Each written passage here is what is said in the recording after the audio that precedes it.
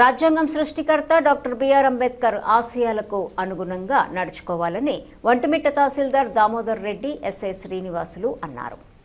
అంబేద్కర్ 135వ జయంతి సందర్భంగా ఒంటిమిట్ట బస్టాండ్లో ఉన్న ఆయన విగ్రహానికి పాలాభిషేకం చేసి పూలమాలలు వేసి నివాళులర్పించారు. ఈ సందర్భంగా వారు మాట్లాడుతూ అణగారిన వర్గాలకు అండగా నిలబడి కులమత భేదాలు లేకుండా అందరూ సమానమే అనే లక్ష్యంతో ప్రజల కోసం పోరాడిన మహోన్నత వ్యక్తి డాక్టర్ బిఆర్ అంబేద్కర్ అని వారన్నారు. ఈ కార్యక్రమంలో ఆలూరు వెంకట సుబ్బయ్య, గఫూర్, రెహమాన్, నరసింహ, చంద్రపాల్, రవిశంకర్, ఒంటిమిట్ట వెంకట సుబ్బయ్యతో పాటు పలువురు పాల్గొన్నారు. దృఢమైన రాజ్యాంగ రూపశిల్పి అయినటువంటి అంబేద్కర్ గారి జయంతి జరుపుకోవడమే నాకు చాలా ఆనందంగా ఉంది. ఈ సోషల్ మీడియా వచ్చినప్పుడు ఈ వార్తాపత్రికలు ఇంతమంది వచ్చినప్పుడు కూడా మేము ఒక చోట అంటే 1 year, 2 years, 3 years చేసినా కూడా ఒక 5 years, 10 years మమ్మల్ని ఎంత బాగా చేసినా కూడా మర్చిపోయే కాలం.